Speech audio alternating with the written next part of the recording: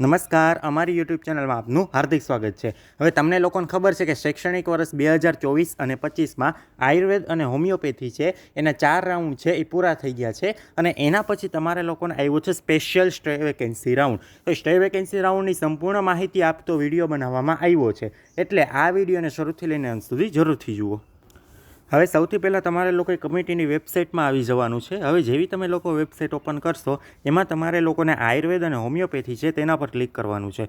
હવે જો આના વિશે બધાને બહુ ક્વેરી હતી, તો આમાં તમે લોકો જોઈ શકો છો કે કોર્સ કયો આપ્યો છે, BAMS અને BHMS, એટલે કે તમારે લોકોને આયુર્વેદમાં એડમિશન લેવું છે અથવા તો હોમિયોપેથીમાં એડમિશન લેવું છે, તો એમના માટે આપવામાં આવ્યું છે। હવે તમે લોકો જોઈ શકો છો કે ભાઈ જનરલ અને EWS માટે 112 માર્ક્સ નીટમાં હોવા જરૂરી છે અને SC ST અથવા તો OBC કેટેગરીમાં 87 માર્ક છે એ તમારે હોવા જરૂરી છે। જો એટલા માર્ક્સ હશે તો તમે લોકો એલિજિબલ છો, તમને એડમિશન મળી જશે એવું નથી, પણ એટલા માર્કમાં તમે એલિજિબલ છો। હવે તમારા મનમાં તો પ્રશ્ન થાય કે ભાઈ આમાં 162 હતા ને એમાં 15નો ઘટાડો કરીએ તો એક 147 જેવા થાય, તો અહીંયા કેમ 112 છે? તો તમને લોકોને કહી દઉં છું, પર્સેન્ટાઇલનો ઘટાડો કર્યો છે।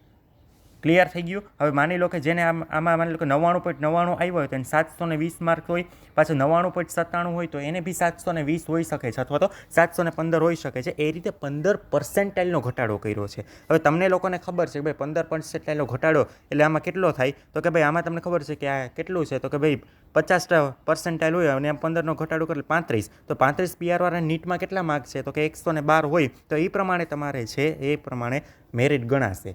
ક્લિયર થઈ ગયું? ટૂંકમાં કહેવાનો મતલબ એ જ છે કે તમારે જો 112 તમે જનરલ અને EWSમાં આવતા હોય તો તમારે 112 માર્ક્સ હોય તો તમે લોકો આમાં ફોર્મ ભરી શકશો, અને SC ST અને OBCમાં 87 માર્ક્સ હોય તો તમે લોકો છે એ આમાં એલિજિબલ છો, એડમિશન મળી જશે એવું નથી। હવે એમાં તમને કહેવામાં આવ્યું છે ખાસ સૂચના કે માત્ર તેવા ઉમેદવાર કે જે NEET UG 2024ના ઘટાડેલ કટ ઓફ મુજબ લાયક છે તે જ આ રજિસ્ટ્રેશનમાં ભાગ લેવા અને અલોટમેન્ટ લેવા છે એ લાયક છે।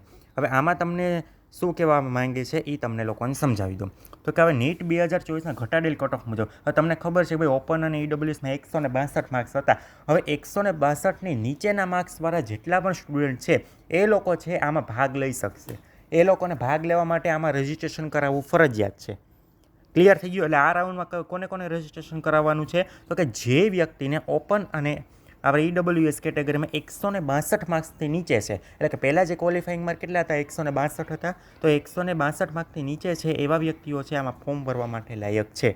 ક્યાં સુધી? 112થી લઈને 162 સુધી।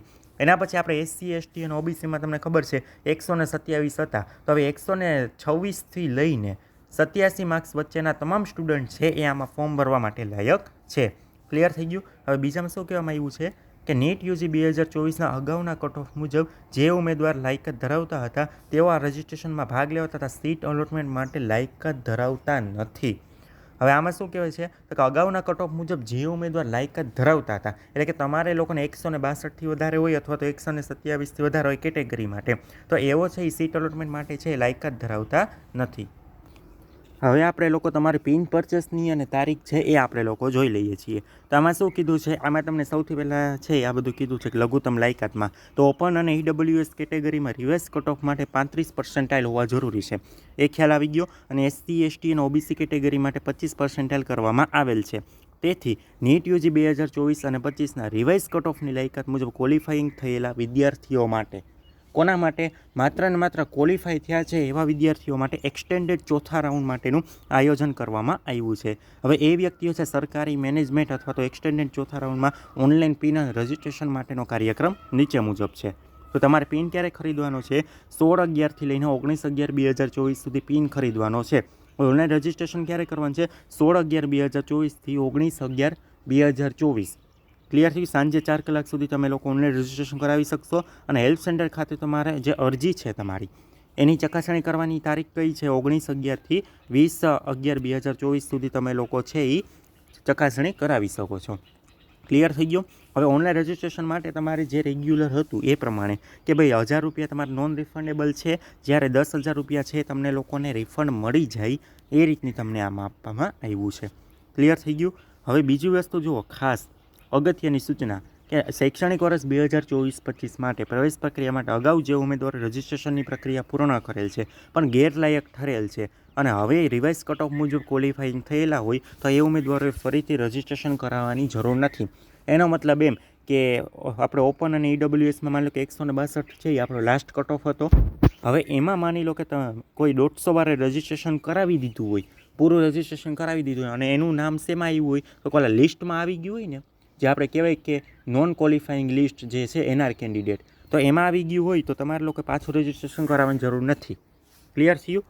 હવે એક વસ્તુ ધ્યાનમાં રાખો, હવે ઓપન આપણે એસસી એસટી અને ઓબીસી કેટેગરી માટે આપણે એક વસ્તુ જોઈ લે, 127 એનો લાસ્ટ કટ ઓફ હતો. હવે એક્ઝામ્પલ તરીકે 120 માર્કવાળા રજિસ્ટ્રેશન કરાવ્યું, વેરિફિકેશન પણ કરાવ્યું, પણ એનું નામ શેમાં આવ્યું હતું કે ભાઈ નોન ક્વોલિફાઈંગ લિસ્ટમાં આવી ગયું હોય અને હવે તો એ ક્વોલિફાઈ થઈ ગયા, 87 માર્ક થઈ ગયા, એટલે તો એ લોકોએ ફરીથી રજિસ્ટ્રેશન કરાવવાની જરૂર નથી. ટૂંકમાં જો તમે અગાઉ કરાવી દીધું હોય ને તમે નોન ક્વોલિફાઈંગમાં આવી ગયા તમારે કરાવવાની જરૂર નથી. બીજી વસ્તુ શું કીધું આવ્યું છે, નીટ યુજી 2024ના અગાઉના કટ ઓફ મુજબ લાયક ઉમેદવારો છે એ રજિસ્ટ્રેશન પ્રક્રિયામાં ભાગ લઈ શકશે નહીં. એના માટે છે એ ભાગ લેવા શકશે નહીં. ઓલ ઇન્ડિયા કોટાની કોઈ પણ સીટ છે અવેલેબલ નથી. હવે એક વસ્તુ ધ્યાનમાં રાખો, કોણ ભાગ આમાં રજિસ્ટ્રેશન તો નહીં જ કરાવી શકે. તો કે એક્ઝામ્પલ તરીકે તમને લોકોને ત્રીજા રાઉન્ડમાં મળ્યું તમે નથી લીધું તો એ તો તમને ખ્યાલ છે. ચોથા રાઉન્ડમાં એક્ઝામ્પલ તરીકે તમને મળી ગયું છે અને તમે એડમિશન નથી લીધું તો તમે ભાગ નહીં લઈ શકો. ક્લિયર થઈ ગયું? હવે આમાં પ્રશ્ન શું થાય છે કે જે લોકોને કંઈ મળ્યું જ નથી એ લોકો માટે શું કરવાનું? તો એ લોકો માટે હજી કંઈ એ લોકોએ ગાઈડલાઈન આપી નથી કે એ લોકો ભાગ લઈ શકશે કે નહીં લઈ શકે. તમારે રજિસ્ટ્રેશન કરાવવાનું નથી એમાં. ક્લિયર થઈ ગયું? પણ તમે ચોઇસ ફિલિંગ કરી શકશો કે નહીં, કે ભાગ લઈ શકો કે નહીં, એના માટે વેબસાઇટમાં અપડેટ આવે છે. અને માની લો કે વેબસાઇટમાં તમને અપડેટ નથી જોવા મળતી તો આપણે કમિટીના નંબર આપ્યા છે, મોબાઈલ નંબર. ક્લિયર થઈ ગયું? એ મોબાઈલ નંબર ઉપર તમારે છે એ કોલ કરી લેવાનો.